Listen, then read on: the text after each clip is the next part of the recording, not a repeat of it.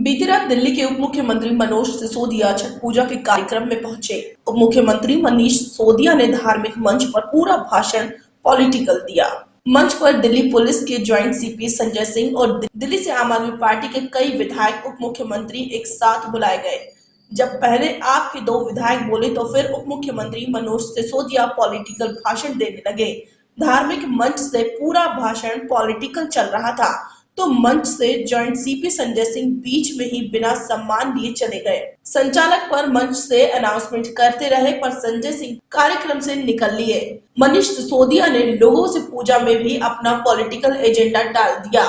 मनीष सिसोदिया ने मंच से कहा कि सुबह जब उगते सूरज को अर्घ्य दे तो ये मांगे कि देश से बेईमान सरकार खत्म हो, ऐसी सरकार आए जो मजदूरों की समस्या उठाए। साथ ही मजदूरी बढ़ाने की फाइल्स एलजी साहब ने रोक रखी है। छठ मैया से प्रार्थना करें कि एलजी साहब फाइल पास करें। जब अपने परिवार के लिए, अपने बच्चों के लिए, अपने पति के लिए, अपने समाज के लिए दुआएं मांग रहे होंगे, प्रार्थनाएं कर रहे होंगे, तो एक प्रार्थना देश के लिए भी करिएगा कि इस देश में हमें ऐसी सरकार चाहिए जो गरीबों की और मजलूमों की सुने, उनके बारे में सोचे, सिर्फ अडानी और अंबानी के बारे में ना सोचे कि माँ इस बेईमान सरकार को हटा के, ये जो बेईमान नेता हैं इन सबको हटा के हमारे यहाँ ऐसी सरकार दिला देना जो हमारे बारे में सोचे, गरीब के बारे में सोचे, मजदूरों के बारे में सोचे। 9,000 रुपए में आज की तारीख में दिल्ली में कुछ नहीं काम चलता।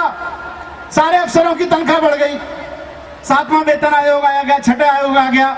हमने कहा इन मजदूरों की भी तनख्वाह बढ़ाओ, इनकी तनख्वाह 9,000 रुपए से 15,000 रुपए करो सीधे। आपकी सरकार ने आदेश पास कर दिया लेकिन उसको एलजी साहब रोक के बैठ गए। आज छठी मैया के सामने एक बार जरूर कहना कि हे माँ, जो मजदूरों की तनख्वाह रोकने वाले लोग हैं, मजदूरों की तनख्वाह नहीं बढ़ने दे रहे हैं, उनकी बुद्धि को जरा ठीक कर देना। कल सुबह वो दफ्तर में जाए तो सबसे पहले मजदूरों की तनख्वाह बढ़ाने का आदेश पास करें। छठ पूजा के आयोजक समिति ने परमानेंट घाट की मांग की तो डिप्टी सीएम ने चतुराई से कहा कि भक्तों को एक नेता से मांगने की जरूरत नहीं होती। जिस पे छठी मैया का आशीर्वाद हो वो एक नेता से कुछ मांगेगा, ये तो बहुत छोटी बात है। समिति का कहना है कि पहले मुख्यमंत्री शीला दीक्षित से ये मांग करते थे, अब इनसे की है। क्या होगा अगले साल पता चल पाएगा। और आज का कार्यक्रम छठ पूजा का महान पवित्र त्यौहार है। ये भगवान सूर्य का त्यौहार होता है। बहुत अच्छे हर्ष उल्लास के साथ और पवित्रता के साथ हम लोग मनाते हैं और बहुत अच्छे तरह से अभी तक का कार्यक्रम चला है, आगे भी बहुत अच्छे तरह का कार्यक्रम चलेगा। देखिए, वो तो आप क्वेश्चन मनीष सिसोदिया जी से पूछे तो ज़्यादा अच्छा है। हमने तो राजनीतिक बात नहीं की है, हमने तो केवल मजदूर भाइयों के लिए, अपने भाइयों के लिए बात रखे हैं। जिन्होंने जैसा बात की है आप उनसे जाकर के पूछ ले, वहाँ भी आपका दरवाज़ा खुला हुआ है। सर वो अगले साल बताएंगे, क्योंकि यदि अगले साल मिल जाएगा तो उनको बुला करके आपके सामने में माला पहनाएंगे, नहीं मिलेगा तो भाई जो हम मजदूर आदमी करते आए वही करेंगे। वो तो अगले साल उसका जवाब देंगे। सच्चाई है, रुकावट बिल्कुल सच्चाई है कि रुकावट कहाँ पे है। रुकावट वहाँ पे है कि जहाँ हम जिनसे मांग करते हैं, हम दिल्ली सरकार से मांग करते हैं। जब माननीय मुख्यमंत्री जी, दिल्ली के मुख्यमंत्री शीला दीक्षित जी थी, तब भी हम इस चीज़ को मांग करते थे। उन्होंने आवाज़ भी उठाए थे, ये फाइल एलजी हाउस तक गया भी था। आज यदि मनीष सिसोदिया जी ने वही कहे हैं तो आपको एक चीज़ याद होगा कि मैंने उनको क्रॉस किया हूँ कि ये डीडीए की ज़मीन है, क्योंकि अगले साल आप फिर आकर के कहोगे कि जी ये डीडीए का था, केंद्र सरकार का था, नहीं बन पाया। तो मैं यही चाहूँगा कि जो भी सरकार है, दिल्ली सरकार केंद्र सरकार के पास में आवाज़ उठाए, उनकी आवाज़, अपनी आवाज़ हमारी आवाज़ को मिला करके उनके कानों तक पहुंचाएं और किसी तरह हमें छठ पार्क दिया जाए। नरेला में जहां से डिप्टी सीएम साहब बोल रहे थे वहां कई हजार लोग थे और पूरी रात सांस्कृतिक कार्यक्रम चला। छठ पूजा के अवसर पर भोजपुरी, हिंदी, हरियाणवी कलाकारों ने जमकर कार्यक्रम किया और मंच पर खूब ठुमके लगे और हजारों की भीड़ खूब झूमी।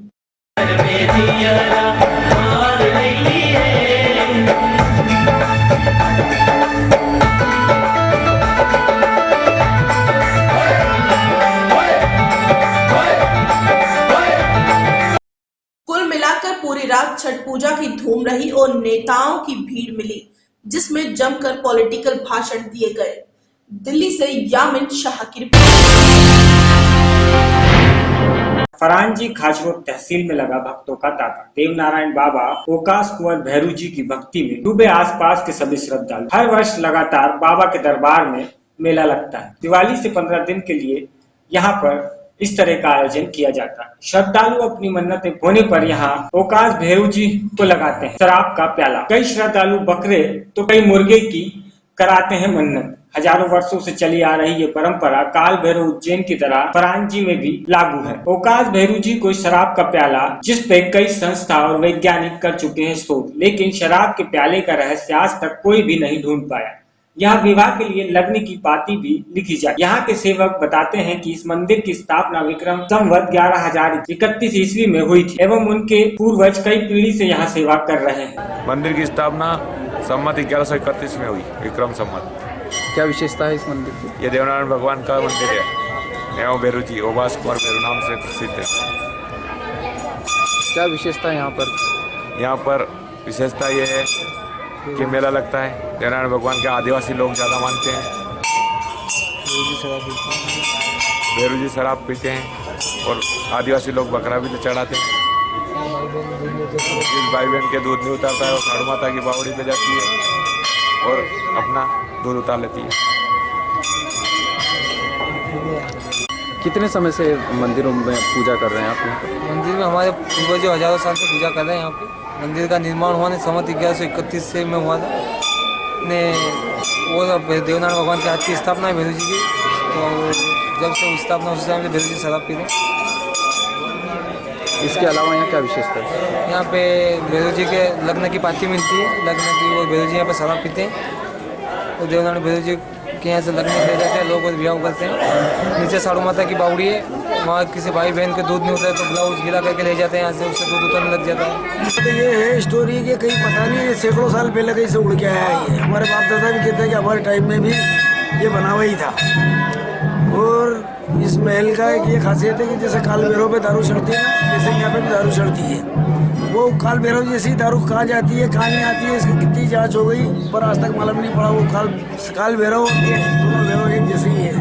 7 दरवाजे का बोलो नहीं आप इसका, हाँ ये महल है, इसके पीछे 7 दरवाजे बने हुए हैं। इसके ऊपर से देखे होंगे ना आपने, पीछे 7 दरवाजे हैं। वो दरवाजे तोड़ के अंदर आना पड़ता था। ये महल उसके तेल डालने का, इसका पूरे जालिए बंदूक का, ये सारी निशानी पूरे महल आप घूमो तो आपको पूरी जानकारी मालूम पड़ जाएगी इसकी। बाबा देवनारायण एवं ओकास कुंवर भैरू जी के मंदिर से कुछ ही दूरी पर स्थित है साधु माता का मंदिर। ये मंदिर भी काफी प्राचीन है। साधु माता के मंदिर के सामने ही स्थित एक बावड़ी, जिसकी विशेषता यह है कि यहाँ के पानी से नहाने से चर्म रोग एवं अन्य रोग दूर होते हैं।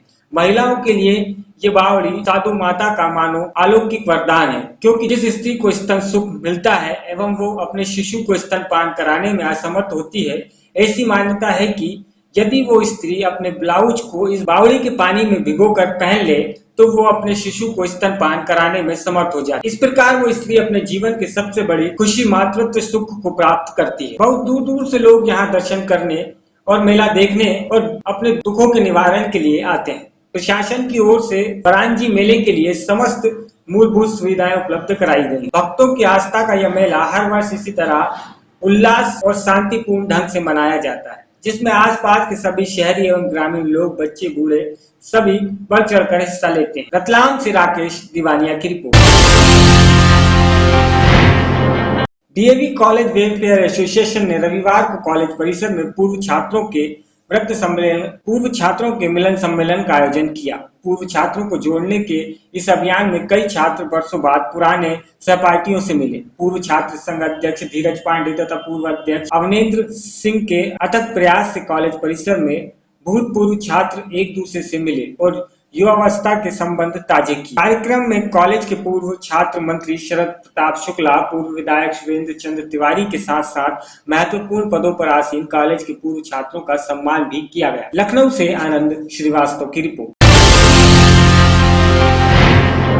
राजधानी के प्रतिष्ठित लखनऊ पब्लिक स्कूल की राजाजीपुरम ब्लॉक स्थित शाखा में रविवार को वार्षिक उत्सव कार्यक्रम का आयोजन किया गया। कक्षा 1 से 12वीं तक के बच्चों ने रंगारंग कार्यक्रम प्रस्तुत कर अभिभावकों तथा शिक्षकों का मन मोह लिया। भारतीय सेना के शौर्य का गुणगान करती एक नृत्य नाटिका ने विशेष रूप से ध्यान आकर्षण किया। लखनऊ से आनंद श्रीवास्तव की रिपोर्ट। बुंदेलखंड का जनपद महोबा वर्षों से सूखे की मार झेलता चला आ रहा है, लेकिन इस वर्ष हुई बेहिसाब बारिश से तालाबों में पानी लबालब भरा हुआ है। मगर जल प्रबंधन की कमी के कारण सिंचाई विभाग किसानों के खेतों तक पानी पहुंचाने में असमर्थ है। नतीजन बीते रोज कुछ किसानों की कीरत सागर नहर का फाटक तोड़कर लाखों लीटर पानी बर्बाद कर दिया। नहर के फाटक बंद करने के लिए प्रशासन को बड़ी मशक्कत करनी पड़ी। सिंचाई विभाग ने कुछ किसानों के ऊपर पानी चोरी करने का न केवल मुकदमा दर्ज करा दिया, बल्कि सरकारी कार्य में बाधा डालने का भी मामला दर्ज कराया। पुलिस ने 2 आरोपी किसानों को हिरासत में ले लिया है। पुलिस मामले की जांच कर रही है। उस प्रकरण में सिंचाई विभाग की तरफ से तहरीर प्राप्त हुई है, जिस पे मुकदमा पंजीकृत कर प्रकरण की गहन छानबीन की जा रही है कि इसमें किन लोगों की संलिप्तता है और इसी प्रकरण की छानबीन के बाद इसमें कार्रवाई होगी। उत्तर प्रदेश महोबा से इसराइल कुरैशी की रिपोर्ट। महोबा शहर कोतवाली के शेखुनगर मोहल्ले में एक 18 वर्षीय किशोरी ने खुद को कमरे में बंद कर आग लगा ली, जिसकी मौके पर ही मौत हो गई। बताया जा रहा है कि युवती मानसिक रूप से विषक्त थी और घटना के वक्त घर में कोई भी मौजूद नहीं था। मृतिका की मां मजदूरी करने गई हुई थी। मृतिका का एक छोटा भाई था जो ट्यूशन पढ़ने कोचिंग गया हुआ था। जब ट्यूशन पढ़कर मृतिका का भाई आया तो उसने दरवाजे से आवाज दी। जब दरवाजा नहीं खुला तो दीवार में बने छेद से झांक कर देखने की कोशिश की तो उसको कुछ दुर्गंध आई। उसने पास पड़ोस के लोगों को बुलाया और अपनी मां को सूचना दी। लोगों ने कमरे की टीन शेड को खोलकर देखा तो युवती पूरी तरह जलकर दम तोड़ चुकी थी। नहीं थी कि मैं कोचिंग गया पौने तीन बजे कोचिंग गया। वहाँ से मैं 4:15 बजे आया। 4 बजे छुट्टी हो गई थी। 15 मिनट आने में लग गया। मैंने सर देखा कि बाहर की भी गेट लगे थे और तो मैं बहुत देर तक दीदी हाँ गेट बाहर से भी लगा था। बहुत देर तक दीदी बोलता रहा, गेट नहीं खुला। फिर मैं गेट से चढ़ के आया। मैंने देखा एक खसका है वहाँ पर। खसका से देखा तो मुझे बदबू आ रही थी मिट्टी के तेल की। तो मुझे कुछ शक सा हुआ कि आग ने लगा ली हो दीदी ने। फिर मैंने नीचे से देखा, वो वहाँ पर कुंदा डाला, उसके फंसा के देखा तो मुझे कुछ जला सा दिखाई दिया। फिर मैंने वहाँ से बुआ को बुलाया। बुआ फिर एक जने को लगा लाई। उन्होंने देखा ऊपर से, कह रही वो तो उन्होंने आग लगा ली, जल गई। 18 साल। नहीं ऐसी कोई बात नहीं, ग्वालियर में उनका इलाज चल रहा था। परिजनों ने थाने में पुलिस को सूचना दी। मौके पर पहुंची पुलिस ने टीन शेड पर चढ़कर दरवाजा खुलवाया और शव का पंचनामा पर पोस्टमार्टम के लिए भेज दिया। वहीं मामले को संदिग्ध देखते हुए पुलिस जांच में जुटी है। जबकि मृतिका के भाई ने बताया कि युवती मानसिक रूप से बीमार चल रही थी, जिसका इलाज ग्वालियर में चल रहा था। वहीं सीओ धनंजय ने बताया कि युवती को मानसिक विक्षिप्त बताया जा रहा है। पुलिस ने शव को कब्जे में लेकर शव पोस्टमार्टम के लिए भेज दिया। पोस्टमार्टम रिपोर्ट आने के बाद जांच करवाई जाएगी। आज शाम को सूचना मिली कि शेखुनगर मोहल्ले में एक 16-17 साल की युवती ने आग लगने से उसकी मृत्यु हो गई है। मौके पे प्राथमिक छानबीन से लगा कि जो है वो मानसिक रूप से कुछ परेशान चल रही थी, उसका इलाज भी चल रहा था और इस संबंध में पोस्टमार्टम पंचायतनामा करके कार्रवाई की जा रही है। महोबा से इसराइल कुरैशी की रिपोर्ट। उत्तर प्रदेश के गाजीपुर में दबंगई के कारनामों से हमेशा सुर्खियों में रहने वाले बसपा प्रत्याशी संतोष यादव पर एक बार फिर स्वजाति नेता से उनके ऊपर दबंगई करने का मामला सामने आया है। उन्होंने अपनी बिरादरी के नेता मनोज यादव को जान से मारने की धमकी देकर अपने फेवर में प्रचार करने के लिए दबाव बनाया है। प्राप्त जानकारी के अनुसार मनोज यादव के निवासी फक्सगंज हुसैनपुर ने कोतवाली में सदर विधानसभा के बसपा प्रत्याशी संतोष यादव के खिलाफ मुकदमा दर्ज कराया है कि 6 नवंबर को संतोष यादव व उनके साथी मेरे घर में घुसकर तोड़फोड़ की और हमें जान से मारने की धमकी देते हुए कहा कि अगर हमारा प्रचार नहीं करोगे तो मार दिए जाओगे। इस संदर्भ में कोतवाल शरद चंद्र त्रिपाठी ने बताया कि संतोष यादव के खिलाफ धारा 147, 148, 452, 506, 227 के तहत मुकदमा दर्ज कर लिया गया है। सदर बसपा प्रत्याशी संतोष कुमार जी ने एक व्यक्ति के ऊपर वो किया है, इसकी आप क्या कहेंगे सर? कल रात में शिकायत आई थी और संतोष कुमार यादव के खिलाफ थाना कोतवाली में अभियोग पंजीकृत कर लिया गया है और उसकी जांच विवेचना की जा रही है। विवेचना के आधार पर जो तथ्य पाए जाएंगे उस हिसाब से कार्रवाई की जाएगी। सर अगर कार्रवाई अगर नहीं होती है उनको मतलब पर तो सर इस तरह से उनको मतलब क्या किया जाएगा? नहीं, कार्रवाई ना होने का मतलब नहीं, यदि घटना सत्य है और उन्होंने अपराध कारित किया होगा तो अवश्य कार्रवाई की जाएगी। उत्तर प्रदेश गाजीपुर से मेहताब आलम की रिपोर्ट।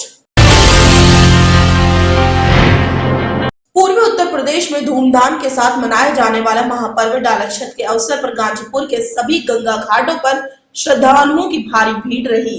3 दिवसीय इस महापर्व के दौरान बड़ी संख्या में व्रती महिलाओं और श्रद्धालुओं ने अस्तगामी सूर्यदेव को अर्घ्य देकर उपवास शुरू किया और इस मौके पर छठी मैया और सूर्यदेव की पूरे विधि विधान के साथ पारंपरिक तरीके से पूजा अर्चना की। आप देख सकते हैं कि प्रशासन की तरफ से किस तरह की सुविधाएं मुहैया कराई गई हैं और यहाँ पे गोताखोर के लोगों को भी रखा गया है जो मैंने ये पहले खास समझ कर बोलते हैं।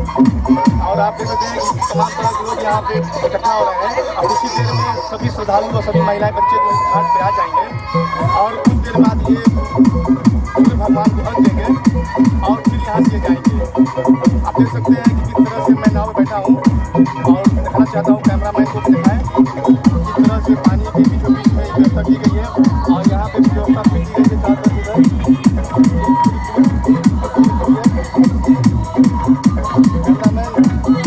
उत्तर प्रदेश गाजीपुर से मेहताब आलम की रिपोर्ट। वाराणसी में महापर्व छठ पर सोमवार को गंगा वरना और कुंड तालाब के किनारे आस्था का सैलाब उमड़ा। लाखों व्रतियों ने अस्ताचलगामी सूर्य को अर्घ्य दिया, साथ ही छठी मैया की विधिवत पूजा अर्चना की। प्राय सभी जगहों से एक ही स्वर प्रार्थना का उभरा, हे सूरज देव लिहि अर्घ्या हमार। सोमवार सुबह सप्तमी तिथि के उगते सूर्य को अर्घ्य देकर महापर्व छठ संपन्न हुआ। वाराणसी के गंगा किनारे 64 घाट स्थापित है।